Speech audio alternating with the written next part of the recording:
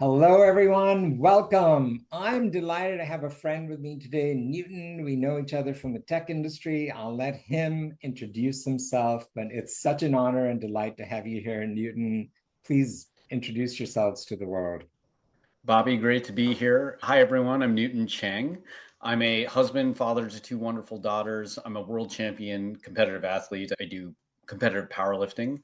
And for 17 years, I was Google's director of health and performance, where I oversaw a suite of amenities that are there to support the health and well being of Google employees. Last September, I decided to finally retire from Google. And that was motivated by two things. I think one is the dramatic shifts in the tech industry, and I'm taking some time to process that. When I came into Google, I'll say it was a much different, faster, growing in different ways, more aspirational place that was a place where I really felt like I could flourish. By the end of the 17 years, it was a very different place, a really good business. But I think every company has seasons where someone like me, and you can decide what that means, but someone like me can flourish during some of those seasons and some where they can't. And I decided that season was over for me. It happened to coincide with some dramatic changes in our life where one of my daughters became pretty ill. And so it was a way of the universe saying, maybe it's time to take a step back, unpack this long corporate journey you've had, see it with different eyes, and then connect with people like Bobby and process it and see what new insights might come up that you can share. Thanks, Newton. And yeah, my heart goes out to all of you and your family with your daughter. Nothing Thank more you. important than health, right? So yeah, really be well with that. Listen, thank you also for this introduction because I want to say something before we get right in, which is I believe we're in a time where we've got to be truth tellers. And there's definitely been a phase like in the early days of the tech space with slides and lobbies and foosball and all those fun things. To me, that literally it's like a maturation journey, and those were the adolescent years, and then we've had maybe our midlife crisis. I don't know which one we're in right now, but I'm a big believer in agency. And in this age of AI, I believe how humans are going to not only survive but thrive is by really taking back our power. And what I mean by that is not protest, but really that discernment to think for ourselves, right? I've literally lately come to that conclusion that it's my intern. I'm the expert. I've had the 30 years of experience. You've got 17 years at Google, man. I mean, what a lot of wisdom. So let's bring that into the audience today to say that, yes, the world is in a very strange place right now at many levels. But that wisdom that we bring, you bring, is so valuable. So thank you for that. And feel free to take the journey with, the evolution of topics like you've been working on at Google, because that's really evolved as well. Yeah, I think the where I stepped out of Google and the work I was doing, there was still much more potential, but and that work will continue. It doesn't have to happen at Google. I think the workplace can be made better and better, but it might be the next generation of explosive new companies that are willing to go radically different with their culture. Whereas the last generation of companies, they're amazing, but it's really hard to pivot a ship that big. So It we'll is. see where the future goes, but I'm hopeful. Yeah, it is. It is. Absolutely. Thank you. So let's dive in, my friend. The format's always the same, audience. I ask my guests three questions. So let's start with the first one. How do you define respect in the workplace, Newton? I think of it as that my guiding statement there is everyone is just a human in a certain context. And so there's if as I think about the workplace, the first term is human. You focus on that. This is just a human context, workplace. Now, depending on the role, what the team is, what the culture is, that's context. That's all context after that. But what you need to do is first see the person as a human who has as rich a life and all the importance as a human that you do. And then you can lump all the rest of that stuff on afterwards. As long as you keep that as your starting point, then and you're, just be frank, you're not an asshole who and someone who really values what that means to be a human, I think the rest takes care of itself. Yeah. Thank you so much. You're reminding me that it's a case study of quite a different era, but Zappos, right? Tony Hsieh, bless his heart. But yeah, their hiring strategy was exactly that. Is like if there are two comparable candidates and one shows up disrespectful all the way from getting picked up by the shuttle bus at the airport to the driver, and then comes and smiles and shakes hands very warmly with the executive that he's interviewing with, that person didn't get hired because they knew Yes. how he treated that bus driver. So I think that's very relevant with this topic of respect. And that's the way I'm hearing you about meeting people with their humanity first. Yeah. Yeah, treating people like humans, it can't be a mode you can shut off in different contexts. Yeah. Yeah, and I'm hoping that right now we're in a lot of fear about the impact of AI on jobs and people, but really that aspect is what I think still has to flourish a lot more, is that lovely nature of creativity and inquiry, the questions we ask, and when we do that together, we're even better, right? And so you've been in the Yeah. kind of roles and environments where you've created that sort of space for people to do that. Yeah, I think especially now as, you have fears around layoffs, AI, political division, all these things, you watch the fear kind of whip people up and they start to see each other and as potential adversaries, fighting for pieces of a shrinking pie. Yeah. And part of that narrative honestly is true. And so you can, but you can think of this as like, do we just want to have this devolve into tragedy of the commons, or Mortal Kombat over the remaining seats on this ship, or do we recognize we're all in this together?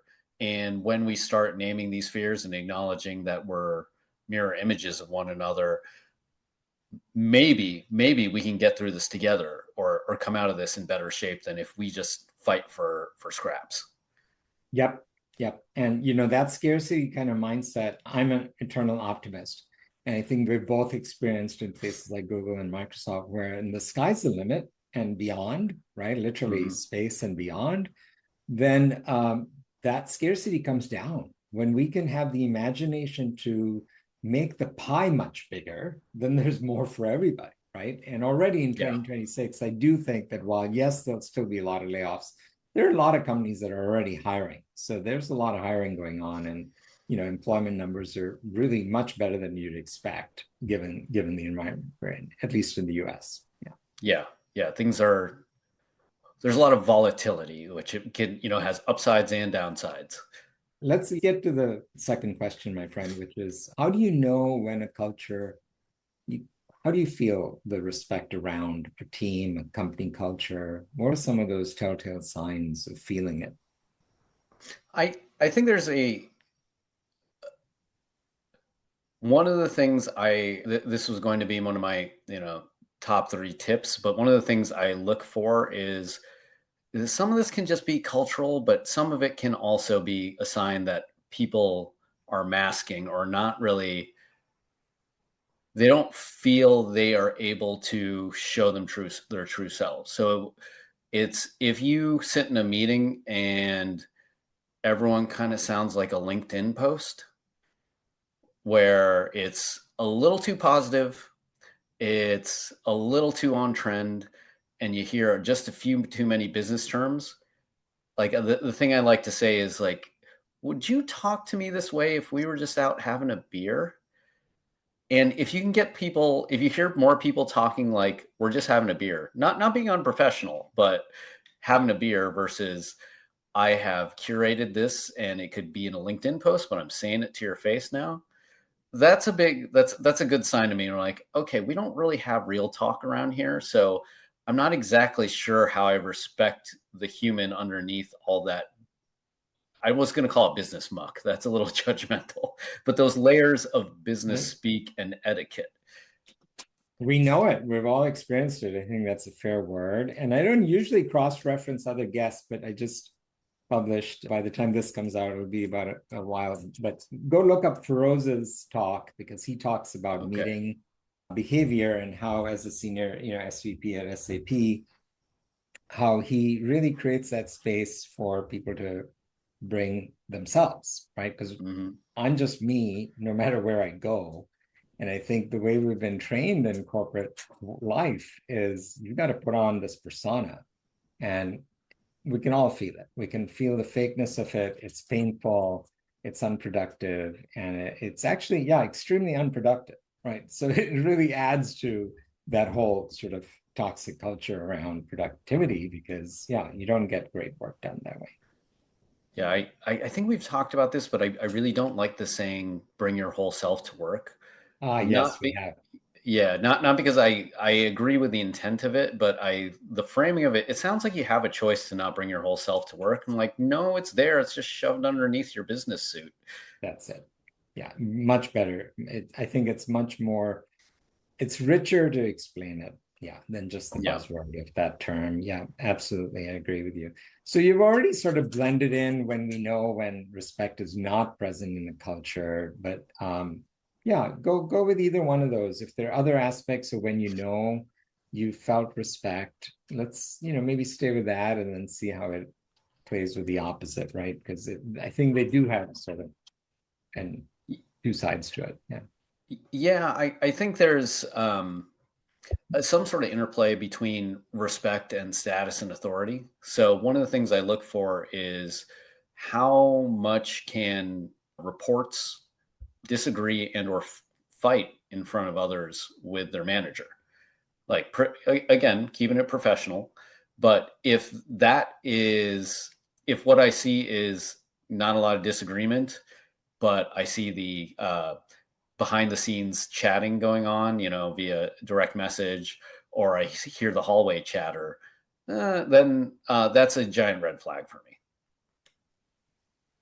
Yeah. And so what's worked for you, Newton, leading teams to create that environment for people to speak up openly? I've tried a few kind of radical things. Like one, I used to tell one of my former bosses, he was kind of intimidating, really smart. He didn't believe in creating space for for others to share, not because he didn't want to hear from you. He really wanted to hear from you, but he also thought, hey, we're going to get to the best idea if we really challenge each other. And I can respect that too, that there's some truth to that. And so what I used to say was I tried to lead from the front where I wouldn't call other people out to say, like, hey, you need to speak up, you need to challenge him. I would say, my goal for this quarter is to fight with you in front of everyone more often. And then I'd do it. And so, what do they say? Show, don't tell. So that's what I was trying to do there. The other thing that I've done when, let's say, I'm the most senior person in the room is I might assign various people on my teams very specific jobs of like, I need you to speak up in this way because I think you're really good in it. And so I'm not just like, I'm not going to ask you to be brave. I'm just going to make this your job now. So I would tell this person, like, I feel like you have a really good bullshit meter. But what you want to do is you try to sit there trying to figure out, why is my bullshit meter going off? And if I can't come up with a good reason, then I'm not going to say anything. But I trust your intuition. And so I would tell this person, once your bullshit meter goes off, I need you to speak up right away and we'll jointly figure out why it's going off. You don't need to like come up with a fancy reason. I like that. That keeps it very real. Another tool comes to mind, which is sort of the opposite of that, is the six thinking hacks, I think is what it's called. Right. Yeah, Where I tried if that and they all fell asleep. So I'm like, okay, oh no. I need to make this more fun.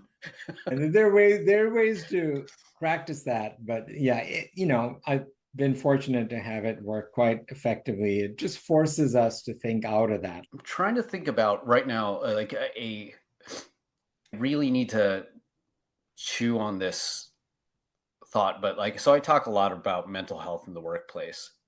I think the other thing that we've seen is I use the term, it was, first came to the zeitgeist via Elon Musk when he bought Twitter and he told everyone, we're going to be super hardcore here. And so I want to kind of do this retrospective of what the heck has happened in the last 2 years. I'm just going to call it something like the era of the super hardcore workplace. Where are we at right now with mental health in the workplace? Yeah. And so I've been really chewing on that. And what I see is, on the one hand, the situation is getting trickier, maybe even more dire for a lot of people. Like, we have layoffs. If you're still there, you get endless reorgs, less resources, and then this like lingering fear around, is AI going to take my job? Yeah. And so on the one hand, none of the problems around mental health went away, but now there's a bunch of incentives to start masking again and stop talking about mental health. And then at the same time, you have this movement of, whether it's Elon Musk, or I just saw an article saying that some startups in the US are saying they're hiring for roles that will be a 996 role, like taken from China, where it's, what is that? You work 9 to 9, 6 days a week. And so that will be the expectation of, like, if you join this AI startup that's trying to run super fast. And so I see, the trend of the super hardcore workplace coming back. None of the mental health issues got fixed. The context that would undercut and exacerbate those mental health issues has gotten worse. So I'm hopeful in the long term. In the short term, like all these signals are bad. I don't know how else to put it. And so I have a lot of concern there, but I don't see a lot of people talking about this out loud because of fear. I can't predict the future.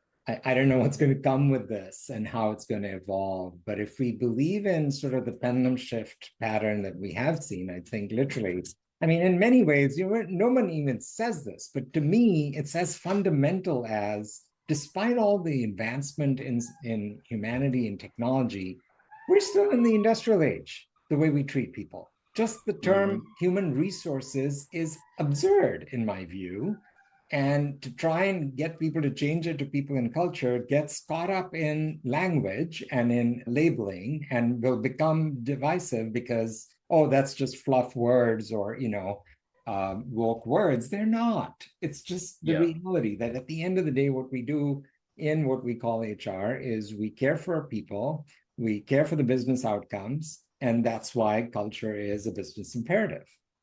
So, I don't know, but I am, again, the optimist to say that I think there are enough CEOs that themselves experience the burnout. I don't remember where I saw it. I think McKinsey has got data on how quickly C-suite executives are exiting because of this issue, because of Mm-hmm. the pressures. So, I think we're also in that evolution of realizing, back to your opening point, is we're humans. We're not going to operate like a machine. So as we're figuring out how to maximize those investments in AI, it's also about what it does well and what it doesn't. Likewise, humans do some things really well, and we don't do certain things very well. And so I think we're in that rationalization of those things, and it's very tied to that pressure around, what people work on. Because I think the saddest thing, I mean, let me connect it a moment and see if you agree, but the saddest thing with, like, after COVID and the push for companies that were insistent on return to the office is around the lack of the root issue, which is, hey, if you're my manager and you and I have clear agreements and accountability on goals and outcomes for the business, that's all that matters. Having Mm-hmm. seats and butts and chairs is not the point. And that's what it's really come down to, is there's such a fear factor with that. And yeah, you could say that, teams work better when they're together, and they do. And so there's a time and place to do that. But to have a hard and fast policy to say, 5 days a week or even 4 days a week, it just doesn't feel like a human gesture. Instead, be more diligent and think about when you need to do it. And then that should evoke an intrinsically motivated reason for why you want to come into the office, right? Rather Yeah. than the forced, like, you got to do it, which to me is totally still as if we're making widgets back in the industrial age. Yeah. I can kind of like steelman both sides of the return to office argument. Where if on the one hand, if I, let's say I'm Sundar, CEO of Google, and I've decided, what, I know there's this evidence from Stanford that RTO mandates are not increasing productivity.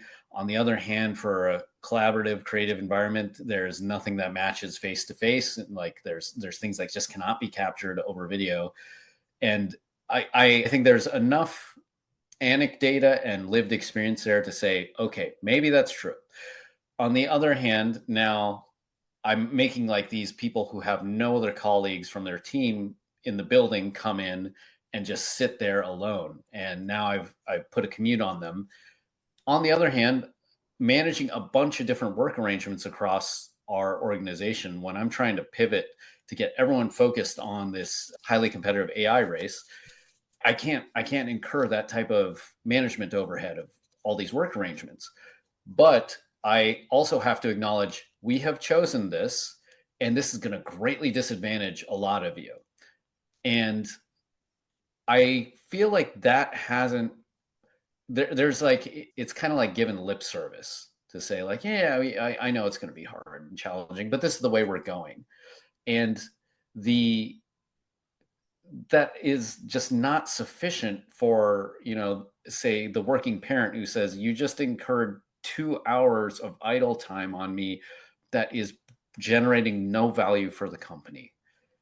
And so there's this dissonance, and Yeah. but they won't even name that dissonance often. That's right. And so I don't usually walk through the respect quotient, but I think this is a very relevant topic to just teach it to everybody listening, because it is a intervention. It's a communication framework to help with interventions like this topic. So let's say there's a manager who's saying, yep, still got to just do it. And there's pushback. Using this framework, to really hear and bring down that power differential, right? Because you can definitely mandate it. But I believe the better way to do it is with some tool like this, which says the RES steps are each person gets to speak, recognize, their point of view, empathize with their point of view, ask more inquiry questions to go deeper, and then have spaciousness. It's not just all right, this is a 5-minute conversation, it's done. You actually take time, but you do it in methodically. You don't leak it and do it like over months or weeks or days.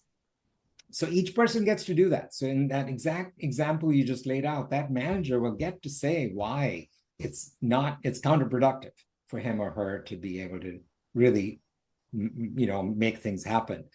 And the other parties get to speak. Then they pause and we ask for clarification because we haven't done crosstalk during those, each party spoke on their own.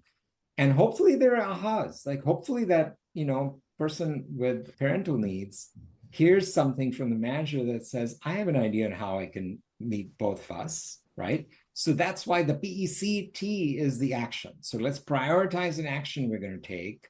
The E is empower. We're not going to backstab. We're not going to talk badly about each other or have animosity about differences on this. C is commit, that we're actually going to do it and we're going to check in let's say a month or a quarter on how it's going. And then T transforms. That's how cultures get transformed. And that S word, by the way, earlier, the RES, spaciousness is so critical, especially in the tech industry where everyone's moving so fast. I love tech companies that have campuses where people are encouraged to have walking meetings. So that's an example. Or breaking bread, having a meal, going out for beer, having an offsite. These are not quick 10-minute conversations or even 30 minutes blocked to do a Zoom call. So that's just a quick plug to say it's highly relevant to use this technique to really unpack these issues because there is no just one right answer. Yeah, absolutely. Like one of the phrases I hate the most is, "Don't bring me a problem unless you're bringing me a solution." I'm like, well, that means I can't bring up any complex problem that has no solution. So let's shift Yep. gears. All right, Newton, let's get to your top tips, my friend. I know you've got some beautiful ones for everyone, powerful ones. Go for it. All right. So a few. I think one I already gave was, don't sound like a LinkedIn post. If you sound like that, you're not showing your humanity. You're not trying to connect with the other person's humanity. Um, One thing I like to do is I think we dance around a lot to show how much of team players we are, like in both good and bad ways. I like to cut through that and just kind of honor that everyone has, like, as humans, we're self-interested. And so one of the questions I like to ask to cut through that as I start a new project or working relationship with someone, I ask, hey, if this went super awesome for you, what would happen? And they start naming some things, they get starry eyed and they can dream a little. And then I just contract with them and I say, okay, um, I know, like, the project goals or the shared goals, those are highest priority. But along the way, I'm going to try to help you get these things. I'm not a magic genie. I can't make these things happen, but I'm on your team. And so, that's a quick, easy way for them to let themselves be a little more seen and you to figure out, how can I be of service? Pause on that one, Newton. I just want to jump in. You just named a fantastic way to make intrinsic motivation real, right? I think most of our listeners know about Daniel Pink and the book Drive and just the science around intrinsic motivation. Where managers get stuck is, how do I do it when I have outcomes to deliver, result, the business needs? How do I do that match? And you just gave a fantastic formula for that. Thank you. And then last one is for the senior people in the room in a meeting. I often try to tell them, like, hey, don't just think about, like, okay, what thought do I need to put in the room? Think of yourself as, like, you're a DJ and you have a mixer, and your job is to make sure that, like, the produced music in the room is good. And so, like, yeah, you can add stuff, or like, I think this needs a drum beat, so you might throw that out there. Just like, I think it needs a new melody, you might throw that out there. But you have so many other things. It's like, I think this voice needs to be quieter, you can turn that down. I think this one needs to be louder, you can turn that up. Or you can say, for this section, that voice does not need to be here at all. And so that's your job. And all those voices, because you have the power in the room, like, you get to be the producer of the music happening in that room. And so don't just think about your own voice. Like, you have to be commanding the whole mixer and making a really great track. That's the goal. I love it. I've always, for a long time, I've used the comparison for leadership of like the orchestra leader versus the jazz band leader. And you've just brought in what I just love. I so get that. The Yeah, DJ, same it's analogy. I'm just fantastic. modernizing it a little No, bit. no, I love it. It's actually, no, it's different. It's different because the jazz is saying each person does their gig and it all kind of, in a very organic way harmonizes. But you're saying really leadership is knowing when to raise up the volume, bring down the volume, etc. I love it. Love it. Thank you, Newton. Are there any others? Let's see. Did I write anything else down? Oh, there's one last saying. I'm trying to get this one out of the lexicon, or at least put an alternative there. So there's a saying, um, "Teach from the scar, not from the wound." And the intent of that is to say, like, hey, if you're going through a battle, whether it's personal or professional, wait until you've had the time to heal and learn from it, and then you can teach from it. And I think that's actually pretty wise. But I think the thing that gets missed is, what I try to say now is, teach from the scar, connect from the wound. It's like, Mm. connection happens from the wound. There's the poet Rumi said, the wound is the place where the light enters you. The scar is closed. The You've now placed yourself on a pedestal of, like, look at the battle I overcame and let me teach you. The wound is where you say, I'm wounded here just like you. I love it. And the courage to have that vulnerability to get right to the heart of that. Yeah. That's, Yes, I think, again, a lot of us with all the posturing hide behind that to not, and it shows up sideways, right? When it's not revealed with authenticity and received with, I think a lot of people don't share it because they're afraid of getting shut down for sharing it. totally. Yeah, Yeah. or yeah, either their ideas shut down or they feel rejected as a person. It's been a delight, my friend. Thank you. Thank you so much. Thank you.